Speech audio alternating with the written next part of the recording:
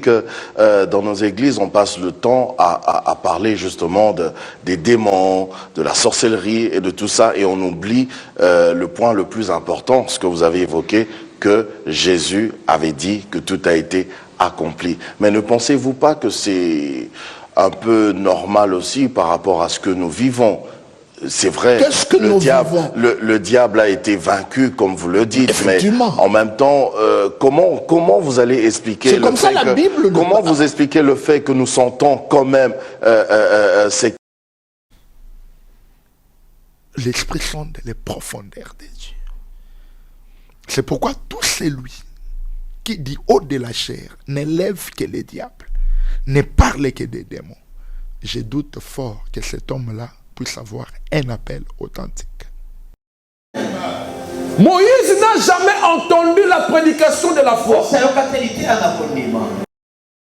Non. Vous les voyez aussi. La question réside de cela. Lorsque les Écritures clairement énoncent quelque chose et que l'expérience vécue contredit les Écritures, c'est là que nous allons dire qu'on a mal interprété l'expérience. Mais la parole de Dieu reste intacte. C'est la vérité. Vous connaîtrez la vérité et la vérité vous affranchira. Comment nous pouvons prétendre que nous avons connu la vérité, mais celle-ci n'arrive pas à nous affranchir? Le problème réside sur l'ignorance. Du 1er au 30, tu parles de Satan. Tu es conduit par quel esprit? Pas blaguer avec la prédication. La prédication est source du salut. Ah, docteur. Aïe. Dieu sauve par la prédication. L'apôtre Paul dit à Timothée, veille sur toi-même et sur ton enseignement. Parce que ça te sauvera, toi, et ça va sauver les gens qui vous écoutent. Un mauvais enseignement détruit d'abord la personne qui l'enseigne, avant de détruire les gens qui écoutent ça. La foi vient de ce qu'on entend. Et ce qu'on entend doit venir de la parole de Christ. Les enfants de Dieu mangent par l'oreille. Job chapitre 12, verset 11. Tu ne peux pas avoir une bonne santé si votre alimentation n'est pas équilibrée. Nous mangeons par l'oreille. Si ce que tu écoutes n'est pas équilibré, dans la prophétie, dans la révélation, dans la doctrine, dans la connaissance, si la finalité de ce que tu écoutes ne présente pas Jésus, tu es déséquilibré spirituellement, mentalement, et tu le seras même physiquement. Et je suis étonné pour les prédicateurs qui présentent les profondeurs de Satan. Je me demande, ils sont quels prédicateurs? Jésus est parti, il nous a laissé le Saint-Esprit. Et quand le Saint-Esprit est venu, il a manifesté des dons. Je ne dis pas des ministères, des dons.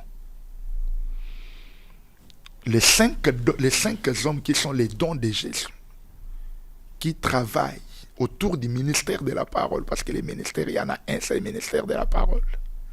Ces 5 dons-là, ils travaillent par la puissance du Saint-Esprit. Mais quand Jésus parle de l'Esprit, il dit quand le Consolateur viendra, il vous enseignera toutes choses. Il vous parlera de moi. Il prendra ce qui est à moi et vous l'annoncera. Il me glorifiera. Nous travaillons avec quel esprit alors que nous parlons de Satan devant l'église? Tu as quel esprit en toi? On dit l'esprit sonde tout, même les profondeurs de Dieu. Comment tu es pasteur? Tu ne connais pas les profondeurs de Dieu, tu connais les profondeurs de Satan. Tu travailles avec quel esprit? Ce sont des choses claires, non? Comme l'eau des roches. Il n'y a même pas une question à poser là-bas. Nous sommes serviteurs de Dieu. Travaillons avec l'Esprit de Dieu. L'Esprit, quand il viendra, il va glorifier Jésus. Il parlera de ce qui concerne Jésus. Toi, tu te dis serviteur. Tu es conduit par l'Esprit. Mais du 1er au 30, tu parles de Satan. Tu es conduit par quel esprit? L'Esprit ne sonde pas les profondeurs de Satan. Est-ce que l'Esprit a besoin de sonder les profondeurs de Satan? L'Esprit sonde les profondeurs de Dieu. C'est pourquoi tout celui qui dit haut de la chair n'élève que les diables, ne parle que des démons.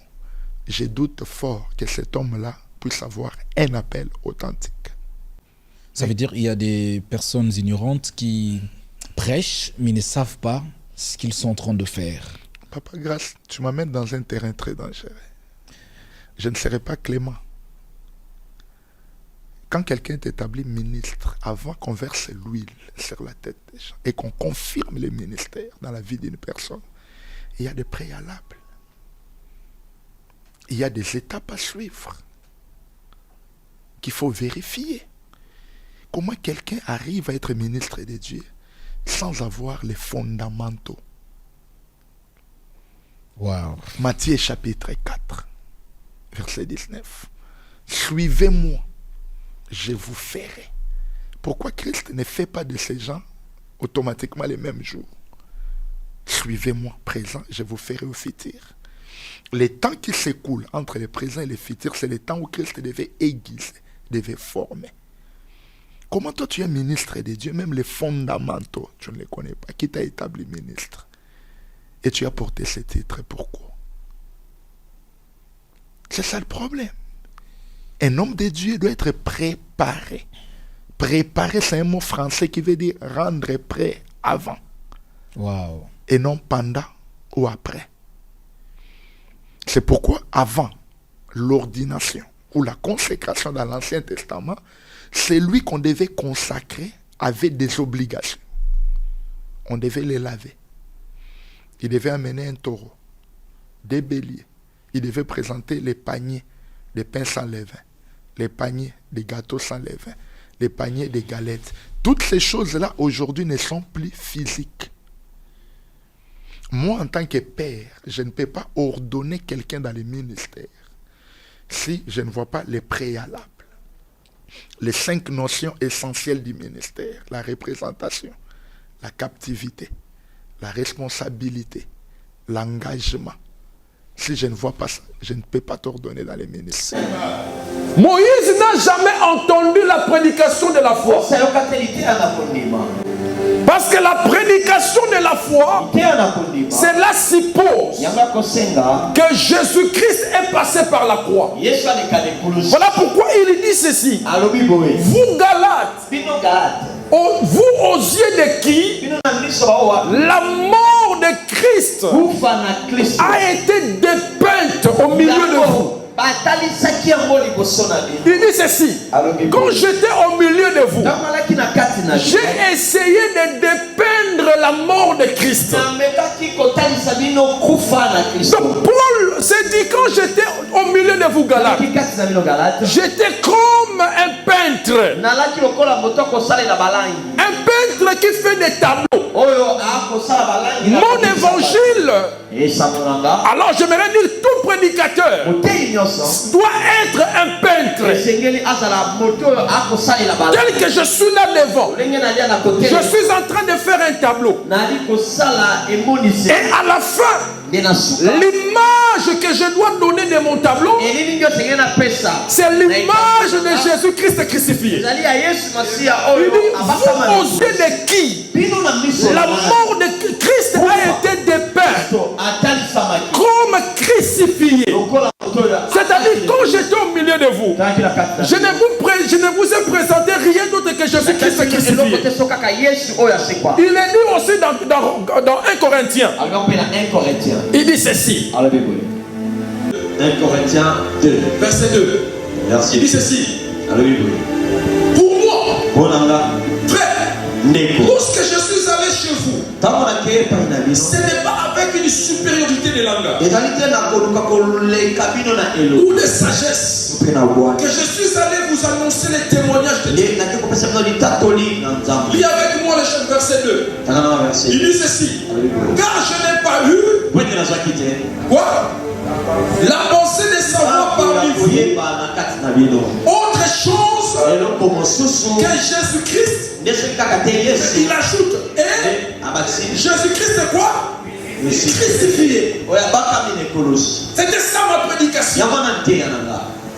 Quand j'étais au milieu de vous, c'était de vous peindre Jésus. Yes. Mais vous présentez un tableau qui montre Jésus-Christ crucifié. Parce que cette prédication de la foi qui dépeint Jésus-Christ crucifié vous a permis d'accéder aux bénédictions d'Abraham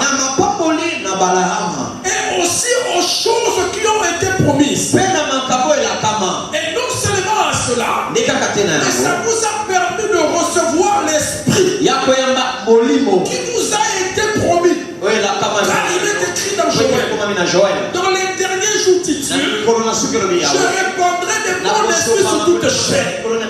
Vos fils et vos filles prophétiseront. Vos veillards auront des songes et vos jeunes chants des visions. Pour que la promesse se réalise, il a fallu que cette promesse s'accomplisse grâce ou par la prédication de la foi. Et cette prédication de la foi présente Jésus crucifié. Parce que la loi nous dit ceci. Maudit soit celui qui est maudit sous le monde. Or Jésus, il s'est fait malédiction pour que toi et moi, que la bénédiction d'Abraham retombe sur nous.